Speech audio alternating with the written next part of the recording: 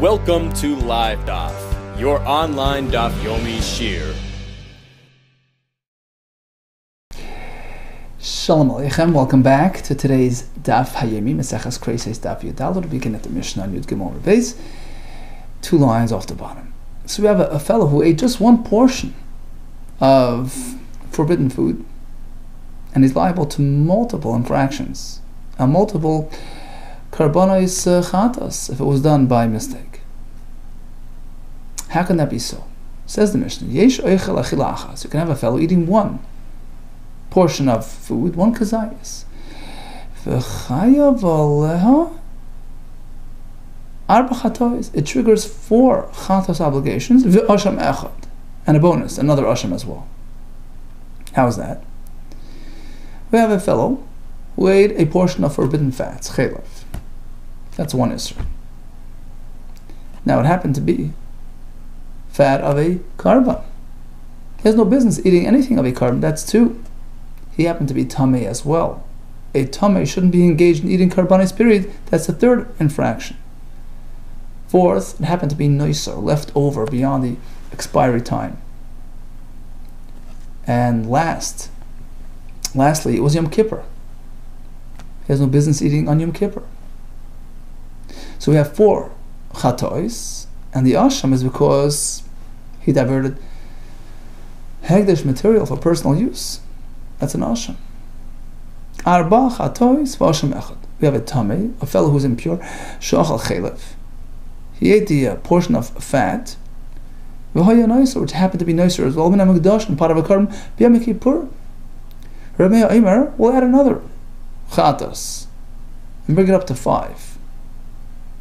For instance, in Maya Shabbos, suppose it was also Shabbos, ve'etziai bepiv, and he carried out the chelav in his mouth, eating it, walking in the street eating it. He committed the malacha of carrying, and therefore he's chayav another chantas. Amr lo Chacham told him, that's true, but it doesn't belong on the list. Einim and Hashem, it's not for the same reason. It doesn't have the same cause. We're talking about eating-related infractions. How you can have a convergence of multiple, 4 or 5 infractions in the same act of eating. But they're all eating-related, as opposed to carrying. It happens to be he was chewing it and carrying. But he, for the same money, could have just carried it in his hands. That's not an achila-related chiyuv. Rashi says, the ein chiyuv zeh mishem achila. Asks Tosfos. Tosfos says, actually on Yudal Amar on top. He says, yeah, so how do we understand Rameir? He says, Im Taimar, I'll read it inside. You're right, how does that connect to eating? Tosfos says, Dachi Perusha, Veitzi Bepiv. The Kivan Shenicha Bepiv Shehad Yachid. He placed it in his mouth in the private domain, Veitzi B'Shesarabim, and walked out into the street. He's chayav because he carried out. Now the halacha is you have to actually put it down. It has to come to a rest, a standstill. Where did that happen? He's still on the go. He's walking. The swallowing and ingestion of this food, that's like hanocha, like placing it down in its final destination, because it was transformed into eaten food. Its destiny was fulfilled. It arrived at its destination. It came to rest. Even though practically it's moving, it's irrelevant. So he accomplished the act of hanocha by simply eating it, swallowing it. He brings a raya, proof to this point, that transforming something from one realm into another realm, which is its final destination, constitutes an act of hanocha. It's like placing it, it's like coming to rest. For example, a fellow carries out a quill containing some ink to write 2 letters. Because he's writing it as he's walking, going along and writing. Chayev. He's chayev for carrying out that ink because the ksivasan, the writing of the letters, recording that ink onto that parchment, zui yanachos, that's considered coming to rest. He transformed the ink into letters, into the written word. It arrived at its destination. It came to rest. So that's Rameir's understanding. He says, look, In this instance, you're right. Theoretically, Haitzah can happen anyway, in your hand, in your pocket. But in this type of circumstance where he's eating it, the Haitzah is accomplished through the eating process. So it does relate to the Mishnah. And does connect to the other infractions that coincide with this one act of Achila. We turn to the next element. Name Isli l'Rameir, Isur Chalal Isur. Let's assume that the Mishnah, the anonymous Mishnah, which is presumed to be in line with Rameir, Stam Mishnah Rameir, right? How can you pile on one Isur on the other? You can add an Isur to a pre-existing Isur? Does he hold Isur Chalal Isur? One Isur can be applied to a pre-existing Isur? That's a big Chiddush. Must we say so? No. Not necessarily. Here, we're not talking about a standard Isur Chalal Isur. Rather, the additional Isur is more expansive, it's broader, it covers more territory, it goes deeper in the first Isur, and that's why we reckon with it. But playing one Isur on the other would not really stick. Correct. Granted, the Isur Chalal Isur Leslie, perhaps it doesn't hold of Isur Chalal Isur in a standard format. But in these situations, where it's either an Isur Koilel, Rashi explains, Isur Koilel is on account of the person, it's out the Gavra, the person. Meaning that the second Isur includes, Koilel means it includes other elements as well. So it covers more territory than the first Isur. Let's say the first Isur renders item A, Asur. Comes the second Isur and says A, B, C, and D are Asur. So since it covers more territory, it includes more than just A, B, C. So it gets applied and activated for those. It includes this as well, and he's liable for that second Isur, even on the first item as well, despite having been Asur on account of the first Isur. That's Isur Koilel. Isur Moisiv is a different variation of this inclusive, broader type of second Isur. Rather, Moisiv is not pertaining to this person. Just, it's on the item. It's an item-based concept that the additional Isur that arrives later is deeper. It's more enhanced. It's sort of an upgraded Isur.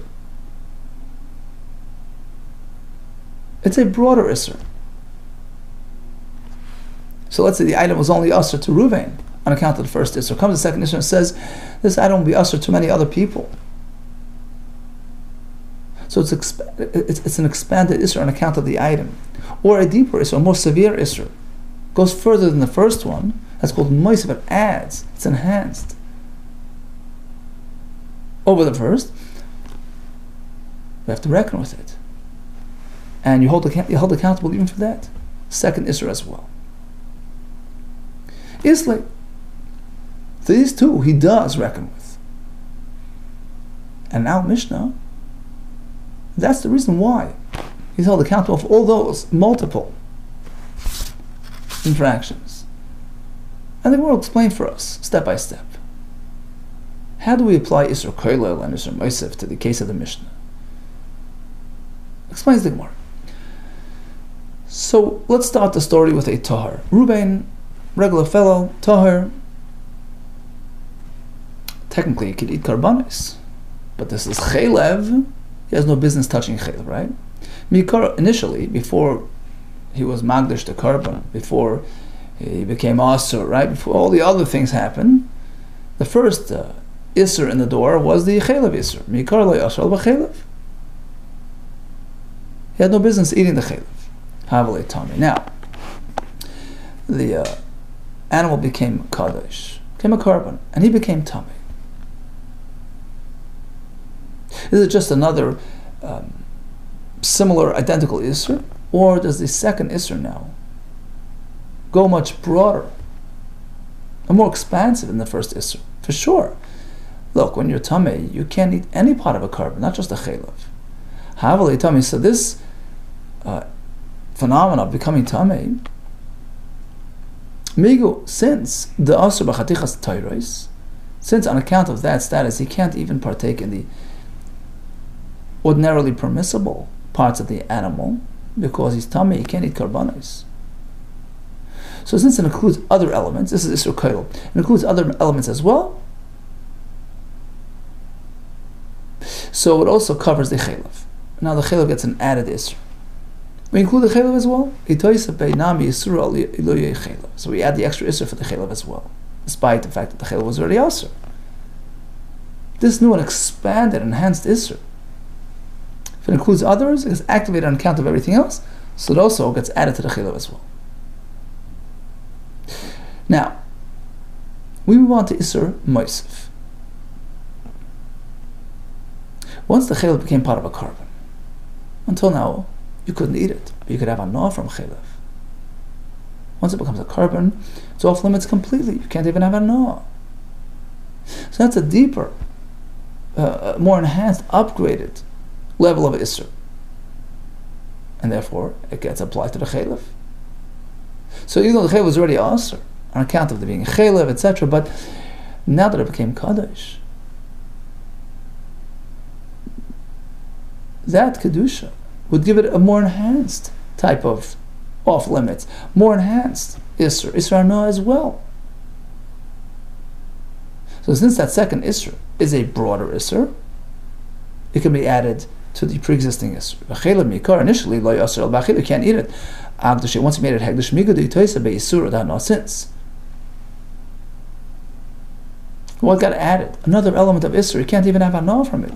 Yitoisa be l'gabe chaylev. So that isur gets applied to the chaylev as well. There's another reason why you can't eat it, because it's hegdish. Next point. V'akate laheditu asur. But still, at this point, who's it off limits to? A regular person. Aval gavay ashari, but to the Beis Hamikdash, to the mizbeach, chaylev belongs on a mizbeach.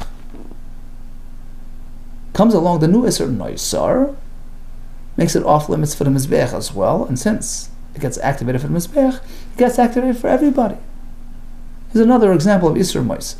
Havali noisar, once it turns into noisar, migu, since the toisa of isur l'gabe gavay, on account of the isur that got added to the mizbeach, that affects everybody as well. So it applies to every ordinary person as well. There's another reason not to eat it, because it's nicer. Now, Yom Kippur arrives. It's another reason why it's asur. What do you mean? But it's already asur. No, but Yom Kippur is a broader isur on account of the person. Now we go back to isur kaylo. It's a more inclusive isur. You can't eat anything on Yom Kippur. So once it includes other foods and drinks, it includes this as well. There's another reason not to eat this. Since the toisa be isur, since he got an added isur regarding eating other foods, they changed it to chaylev. That isur gets activated on this chaylev as well. Hence, we have a total of 4 chatois. So again, we had chaylev to start. It became kodesh, it became tameh. Well, the tameh can't eat any part of the kodesh, so it's more inclusive than just the chaylev, so it gets applied to the chaylev as well. Once the chaylev became kodesh, it got an added element of isur hana, on account of being part of a karban. So that isur of kodesh gets applied to the chaylev as well. Once it became noiser, you can't even put it on the mizbeach. That's another element of isur that wasn't there before. So that noiser will be activated, and there's another reason you can't eat the chaylev because of its noiser status. And Yom Kippur, since it includes other foods and drinks, includes the chaylev as well. Ask the Gemara, why are we stopping at 4? Add another chatos, number 5, nukma, and it will be like this. You're going to achal kazayis pigel. Aside from a kazayis of the chaylev, he had another kazayis of pigel, where the kayan had misplanned when he was makar the carbon. He's going to eat it a week from now. Makes it pigel. Another reason not to eat it. Says the Gemara, b'chad be'em kamayri. In the Mishnah, we list 4 or 5 infractions that happen in the same animal, the same piece, right? We're not talking about eating a part of 2 animals. And in order to add a pigel to the equation, it's going to have to be another animal involved. Why? Because of a noiser or pigel, to have noiser and pigel, you can't have it in the same animal. It's one or the other. Rashi explains, because noiser and pigel are inherent contradictions. What is noiser? Noiser means remnant, left over from what you're supposed to eat. Well, once it turns pigel, it's inedible. You're not supposed to eat it. It's not meant for achilas. There's no noiser concept. So it's one or the other. You can't have them coincide together. Alam aloi, why not mishgachas lo? Listen to this. I'll figure out a case where you have them both in the same behema. Pigel and oiser, when shehela aver pigel gam mizbeach. So initially it was made into pigel, fine. The whole behema. But then he took a limb, took a leg, put it on the mizbeach. Now, halacha is the pocket piguli minei. When you put it on the mizbeach, it becomes mizbeach feed, so to speak, and it loses its pigel status. And now it's meant to be eaten. And if he does not eat it and leaves it past the time, it turns into noiser. So you could have in the same animal pigel and noiser. Kadam taught us back in Zvachim.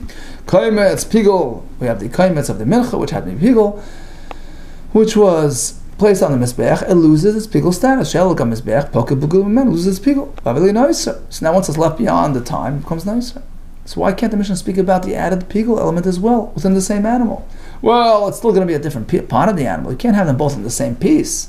It's one or the other. But we're talking about multiple violations within the same limbs, in the same piece. We're talking about two different limbs, one pigel, one ois. So he's eating one thing. We want all 5 infractions to apply. Says the Gemara, hold it. We can still have them both in the same limb, the same cut of meat. Why can't you have them both in the same cut? Why not? Here goes. Fine, you took the aver which was pigel, put on the mizbeach. But not entirely, half and half. So the part on the mizbeach loses its pigel status, and if it's left beyond the time, it becomes nicer. The part that's taking off the mizbeach is still pigel. So within the same piece, you can have pigel and nicer together. The palge and chalgam mizbeach, half was placed on the mizbeach, palge, and the other half was sticking out mevroi. The mizbeach beyond the mizbeach, the mizbeach, the part sitting on the mizbeach, loses its pigel status. Palga pigel, and if it's left beyond the time, Bavli noiser, turns into noiser. Because Amrullah taught us that something on the mizbeach vacates its pigel label. Kaimetz pigel shelog on mizbeach paka loses pigel v'mena Bavli noiser. If it's left beyond the time, turns into noiser, and the other half is pigel. Amri loy. The answer is no, you can't, because you can't be metzamtzem. You can't pinpoint that it should be exactly 50-50. It's going to be a bit over the halfway mark, one way or the other, either 51% in or out. So in that case, you follow the roiv. If most of it is sitting on the mizbeach, then the entire thing has that status, shadul mizbeach. We attribute the holy to the mizbeach, and the entire thing loses its pigel status, and all you could have is nicer.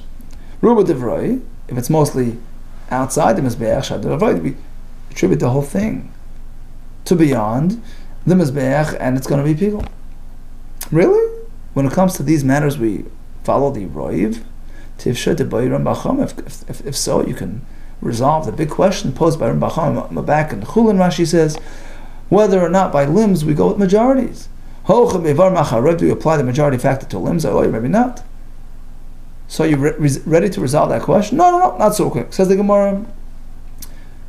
Skip this whole concoction of half in. What was your question again? Why can you add pigel to the mix? I'll tell you why. We're not talking about eating multiple portions. One is pigel, one is not. We're talking about one and the same kazayis.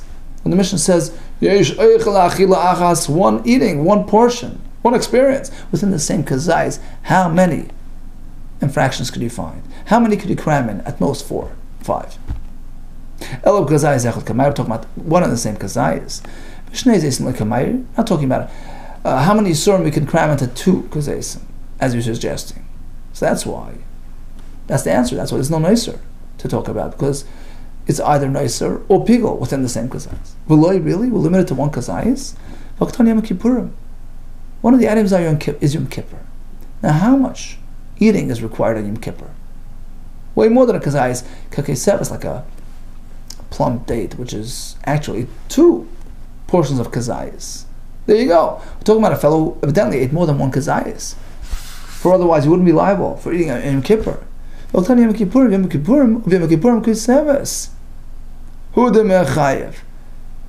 have a keseves to be liable. And how much is contained in a keseves?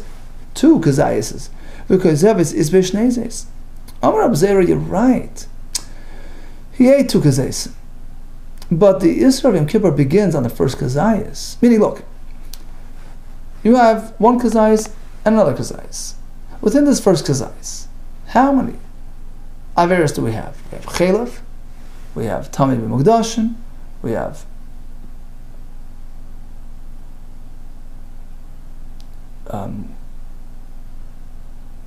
Naisar, and we have Yom Kippurim, and we have the Asham and the Kachim as well. But Chatois, we have the 4.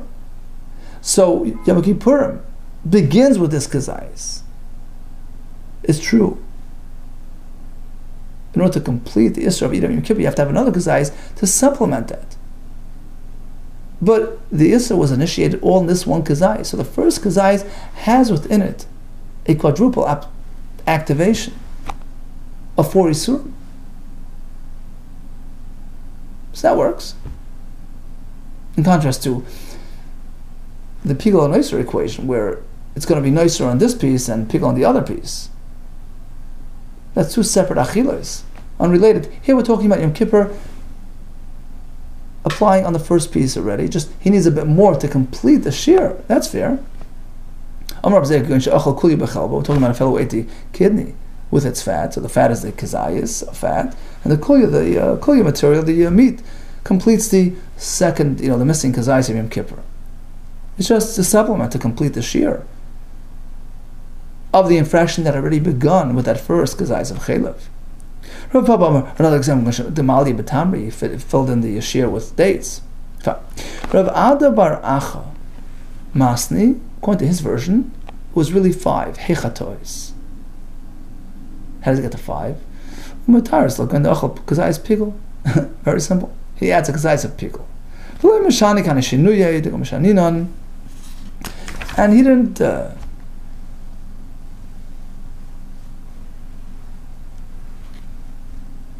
want to get involved in all those answers that we said before, that it's limited to the same behema, the same aver, the same. Go ahead. Add another kazayis, add another iser, for a total of 5 chatois. Ask the Gemara. So why are you stopping at 5? Go to 105. Finis nishesh chatois. Go to 6. V'noikma will establish it as follows. He ate the kazayis of dam as well. He ate the kazayis of chelev, of pigul, kazayis of dam. Well, that's going too far. You can't eat that much in one shot. We're talking about one eating experience, which at most can be a double kazayis. That's how much a person could, swallow at once properly.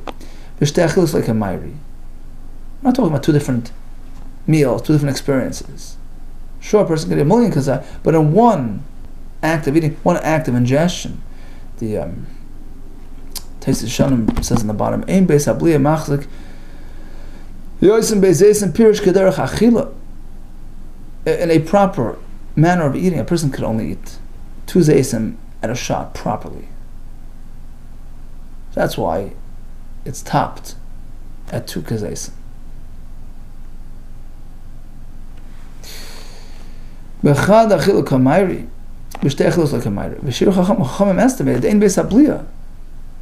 Person's throat, ein machzik yoser can't contain more than mishnei zeisim. That's why it's capped at 2. Okay, so bottom line, we have a fellow who ate an achila achas. So either achila achas means 1 and the same kazayis, or according to Rav Papa, as much as you can fit in 1 swallow, 1 act of eating, which is a maximum of 2 kazayis. So how many yisurim can you cram in? So according to the standard version of the Mishnah and the Gemara, it's 4 chatois and 1 asham. You have the Isser Chelev, you have the Isser Tameh b'mukdashin, you have the Isser of Noiser, Isser of Yom Kippur. The Asham is on account of the Me'ilah. We do not add the Pigul, because Pigul and Noiser are incompatible in the same, they can't coincide in the same piece. But Rav Papa did add it, and add another Kazayis as well. Now, why are we adding Isurim to pre-existing Isurim? Ein Isur Chalal Isur. The answer is, it's not a standard addition.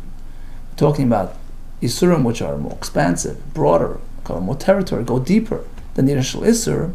So it's a staggered situation, and you can add layer on top of layer. Rameir Imer, hold it, don't stop there. Carrying on Shabbos. Now, why did he have to mention Shabbos? It's already Yom Kippur. Well, you can't carry. Rameir Imer b'chul v'nisni. Why doesn't he just say Motzia Chayev? If he walked out eating this chaylev on Yom Kippur is Chayev on account of carrying. My time Ktani Motzia Shabbos. Why did he go into Shabbos? Why did he have to make mention of Shabbos? Amar Afram. So we learn from here, there's no issue of carrying on Yom Kippur. We learn from here, Eruv v'hoitzah l'Shabbos. Rashi learns Eruv means you need to make an Eruv, and the issue of carrying. Taisus learns Eruv v'hoitzah means that the act of carrying is considered like any other act of malacha, meaning it's forbidden. That's only l'Shabbos. Ve'en Eruv v'hoitzah, it's not an issue on Yom Kippur. And that's why you had to run into Shabbos to add that issue of carrying. Mimai, how do you know that's the correct understanding? Dilma, perhaps. Indeed, the Eish Erev V'Yitzal Yom Kippurim. Sure, there's an issue of carrying Yom Kippur. All he meant to say is like this: V'Chiktani Im Hoysa Shabbos V'Yitzia Chayev Av Mishum Shabbos V'Yom Kippur. Of course, carrying on Yom Kippur is forbidden. All Rameir was saying was we can add another layer, another infraction. It happened to be Shabbos on Yom Kippur, so he committed two malachas at once: carried on Yom Kippur, which is asur, and also on account of Shabbos. Elo itmar d'Rafram. Rather, when Rafram made this observation that there's no issue of Yom Kippur, of carrying Yom Kippur, Allah do itmar, it was on the other discussion, the summary of a brayso regarding sending out the So'ir HaMishtaleach on Yom Kippur to the cliff, to the desert cliff, the Sanya of the Shilach V'Adish Iti is sent it out with a man Iti. What does this mean? Ish teaches us, Lachshar Zazar, even a regular non-Kohen could do it. It doesn't have to be done by a Kohen. The word Iti teaches us three things. Afilu b'tuma. Even if the fellow who is assigned for this job became tummy, he can come in and take the goat. Iti. Afilu b'Shabbos, and likewise, you can do this even on Shabbos. Even if you have to carry, let's say the goat's unwilling to walk, you can pick him up, carry him on Shabbos. Iti means in its time. It's a time-sensitive mitzvah, regardless of the circumstance. Iti teaches us b'mezumah. He's meant to be assigned for the job ahead of time. Rashi says, "She has menu me'esma leil chasar." He had to be asked, before Yom Kippur, assigned for the job. Now, what's the Iti Afilu b'Shabbos teaching us? You can carry on the goat on Shabbos. Well, skip Shabbos right now. Let's skip the Shabbos factor. How are you doing it on Yom Kippur? Yom Kippur falls out on a Wednesday. How are you doing it? The fact that you don't need a pasuk to teach us that you can carry even on Yom Kippur tells us that on Yom Kippur there's no issue of carrying. Amar Rafram. And this Rafram tells us, so he said, Meres, this brayso teaches us, Erev V'Yitzal l'Shabbos. Hoitzah is only an issue on Shabbos and not on Yom Kippur. Ve'ein Erev V'Yitzal Yom Kippur. And that's why we need a pasuk to allow carrying on Shabbos. Mimai, how do you know that's the correct understanding? Perhaps in general, Hoitzah is an issue on Shabbos, on Yom Kippur as well. But not by the Sarah Mishtalech, where the Torah explicitly told us to do it. The same Hashem that says don't carry told us, but today do. Don't need a special pasuk for that. There's a Gemara that the pasuk don't do malacha on Shabbos, with a pasuk which says B'yom HaShabbos shnei chvasim, do makar of the two sheep, but dibur echad nemru, who uttered in the same utterance of Hashem. So even though they're contradictory, they're enwrapped with each other. They're not contradiction at all. This can be done even on Shabbos. How do you know? We don't need a special pasuk to allow carrying a So'ir HaMishtalech Yom Kippur. It's a Yom Kippur mitzvah. Rashi says like the Tmidim, right? Tmid Shekrevim b'Shabbos. Just like the Karbanos you bring on Shabbos. It's meant for today. So again, perhaps Ordinary carrying on Yom Kippur is asur, except where the Torah explicitly told us to do so. Hence, we don't need a special pasuk to allow it on Yom Kippur, but we do need a pasuk to allow it on Shabbos if it happens to fall out on Yom Kippur. Elo the Rafram Berusahi, rather Rafram's observation, but Berusa belongs outside. We're not accepting it as halach. So in the previous Mishnah, we had a fellow who committed multiple infractions within the same achila.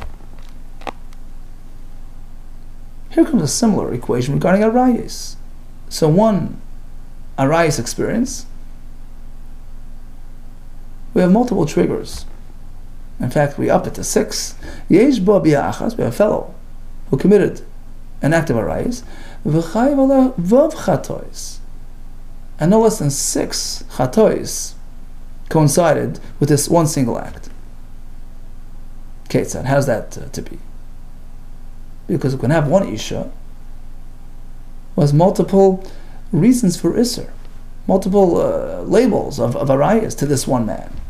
She says this, she's this, she's that. Multiple reasons to keep away from her. Ketzad abal bitoy, he got involved with his own daughter, who happened to be his sister. Rashi says this fellow was involved with his mother, and they had this daughter, who's also his sister. So he's chayiv on account of daughter and sister. Habal bitoy, he's liable because she's his daughter, his sister. Now let's say she goes and marries his brother, she's a sister-in-law. Let's say she goes and marries his father's brother. That's a new status of arayis. She's a wife of Achi Aviv. Now if she's a married woman, she's a standard married woman, Veshes Ish, another reason. And if she's a Nida, it's another reason. Veshes Ish for Nida. Return to this. Same question as before. How could you? It's saturated. How could you go and add another Isser on a pre-existing Isser? Well, lastly, you just told me earlier that Rameh does not hold of this concept of just adding these Surim on pre-existing forbidden items or for forbidden situations. Well, lastly, the Rameh Isser Chal Isser, we assume the Mishnah again is Rameh. He doesn't hold of adding an Isser on a pre-existing one. Once again, the same answer as before. We're not talking about adding a same Isser. Rather, the second one and the third one, the fourth, are broader, more expansive, cover more territory, deeper, higher, more severe than the first Isser. Either it's Isser Kailel, the second Isser affects this person, let's call him Ruvain, affects him regarding others,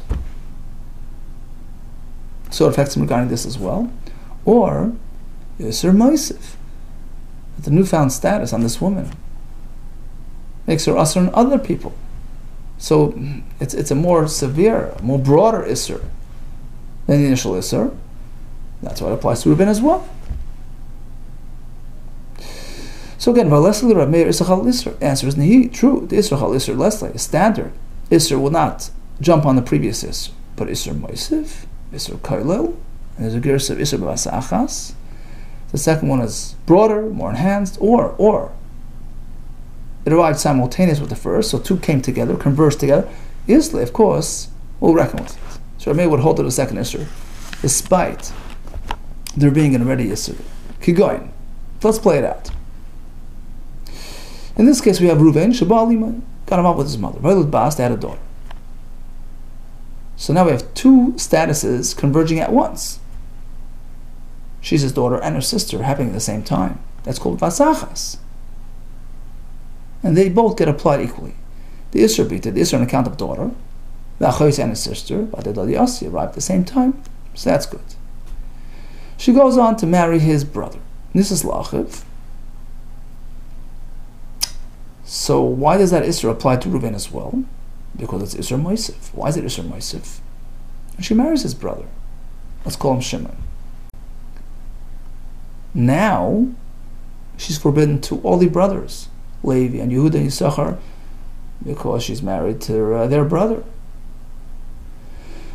So since this Isser applies to others, it applies to Reuven as well.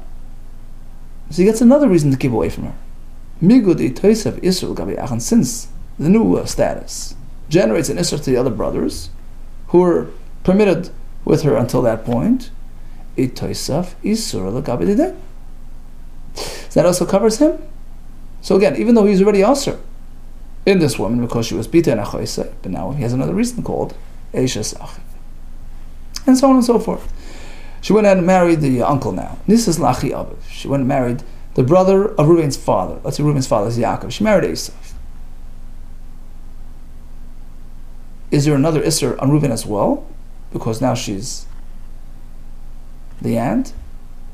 You can say no. The answer is yes, because this newfound status generates another Isser to the uncles. All the brothers of Yaakov cannot marry her because she's their sister-in-law. So that status gets activated on Reuven as well. Migu, since the Tosef gets added, Isur, another layer, Isur Gabishar Achi of it, to the other brothers of Reuven's father, that status will affect Reuven as well. Now, if she's a married woman, that's another element of Isur Moisif. Why? Because now she becomes forbidden to anybody in the world, which up until now were mutter in her. Migu de Tosef Isur Gabi, since that generates Isur for other people, so it affects Reuven as well.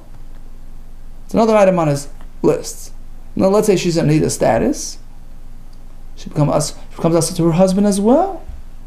So since it gets activated on account of the husband, it gets activated on Reuven as well. When she turns on Nida. Since that generates Isser to the husband, so it enhances her Isser. Now we add the husband as well. So it affects Reuven as well.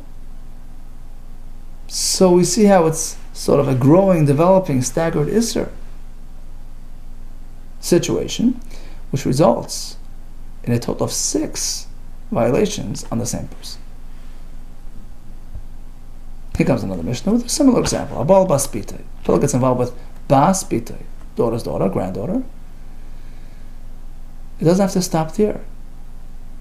It can end up covering way more territory, depending on what happens, depending on who she marries. He can be accountable on account of Bas Bitay, but also V'kalasa. Kalasa means a daughter-in-law. Let's say she happens to marry this fellow, let's call him Reuven, this fellow's son. Now there's another reason why she's Asr, daughter-in-law. Now let's say she goes ahead and marries Ve'eshes Achiv. She marries Reuven's brother. Now she's Eshes Achiv. She leaves him and marries Reuven's uncle. She has a new status, Ve'eshes Achi Aviv.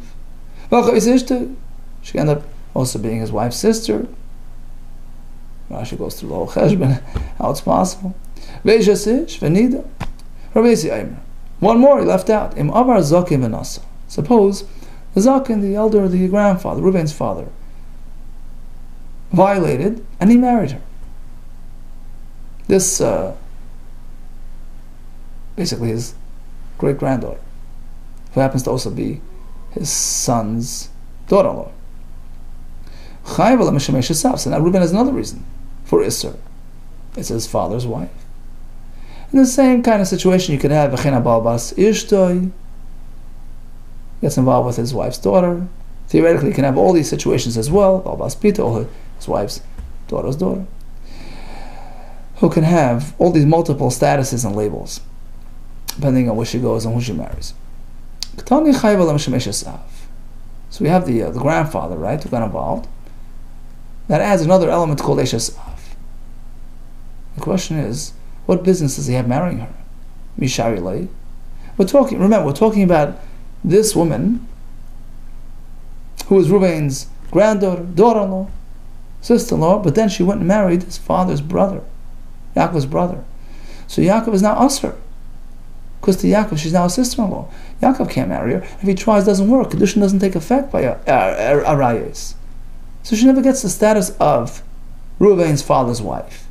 How could he be held accountable on account of father's wife? Is she mutter to Yaakov? Once she marries Yaakov's brother, it's a unique situation. That she was Yivama. Why was Yaakov allowed to marry her? Because Yaakov's brother passed away without kids. Ultimately, she's now Ishes Yaakov, Ishes the father of Reuven. So why did Yossi in the mission say he transgressed? He did the biggest mitzvah. Rabbi Yaakov. She'avar mishum kalas b'noi. Or Racham Bar Yaakov.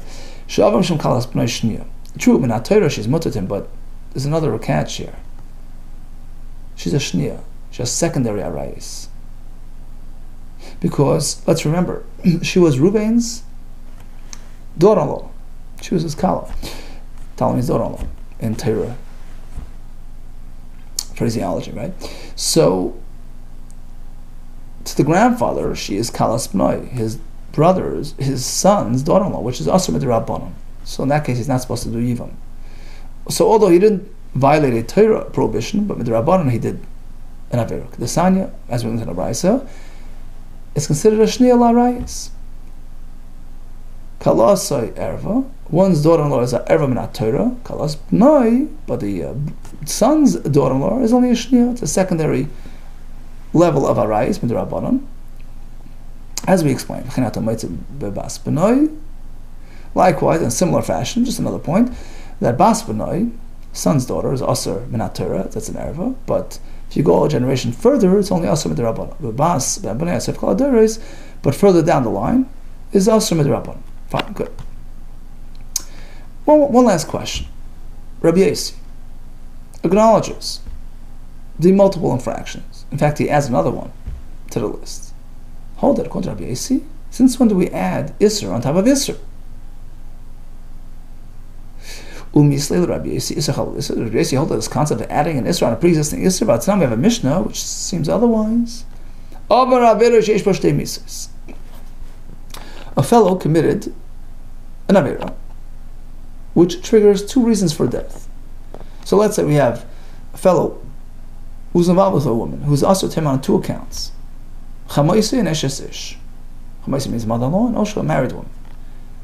Two Isurim, with different consequences. Eshes Ish, there's chenek, death by hanging, and by choking, and by Chamaisa is death b'sreifa, burning, which is more severe than chenek. So which one is he going to get? Nida Machamur, he gets the more severe punishment. So really both would apply. According to Tanakama, Isser is Halal Isser. So let's say she was Chamaisa first, then she became Isser Ish. Or vice versa. Doesn't matter. Both are applicable, equally applicable. Isser Halal Isser. There's two reasons for Isser, and he gets the more severe. Rabbi Yossi no. The first one in the door is what gets applied. That's it. You can't add an Isser on a pre-existing one. Rabbi Yossi nidam bezika rishon shabalav. He's judged based on the first reason of Isra. Vitanya. The Brisa explains. Okay, it's at Rabbi Yossi. Nidam bezika rishon. How does that apply? That he's liable for the first Isra that was activated. This woman was Chamaisa, was already his mother-in-law. V'nasis Ishes Ish. Then she became Ishes Ish, and he interacted with her. We reckon only with the Chamaisa. Nidam Mishum Chamaisa. Vice versa, Ishes Ish, v'nasis Chamaisa. Let's say she was already married, then she became Chamaisa. Nidam Mishum Ishes Ish. We reckon with the first status. We ignore the second one. We don't add one Isra on the other. So that's the question. Because in the Mishnah it seems that he does add and apply multiple Isurim, one on top of the other. Amar Avo, like we said earlier, here it's Isur Moisif. They're not on the same level. The second one is broader, is deeper, is more enhanced. And that's why we reckon with it. Amar Avo, Moide Rabbi Yossi B'Sum Moisif. Rabbi Yossi would agree if the second one is Moisif. V'chein Kiyasa Ravan, he quoted Amar Rabbi Yechanan, Moide Rabbi Yossi B'Sum Moisif. Now, just a quick break. Rashi points out. So, if she was Chamaisa,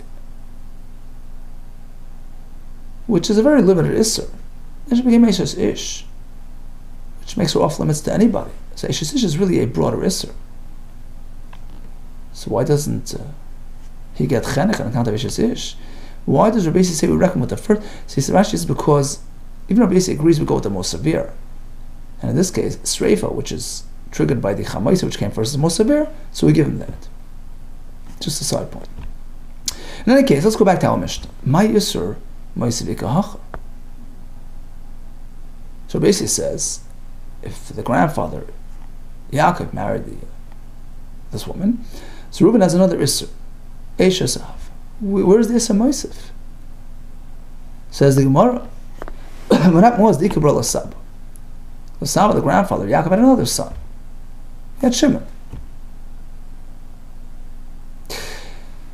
And the very fact that Yaakov married her makes her Asa to Shimon as well. So since it was activated for Shimon's purposes, it also gets applied to Reuven, Migu, on account, the Taisav, Isur. We have an added Isur, L'gabe Brei, with respect to the son, Yaakov's other son, so the Isur gets added to Reuven as well, and held accountable for that too. Okay, so we had one Mishnah regarding multiple infractions coinciding in one Ma'aseh Achila, another Mishnah, multiples regarding Arayas, and the third Mishnah as well, with Rebbeisi's addition that we just explained. Okay, we'll pick it up at Hashem tomorrow. All the best to you, and B'suras Tayves.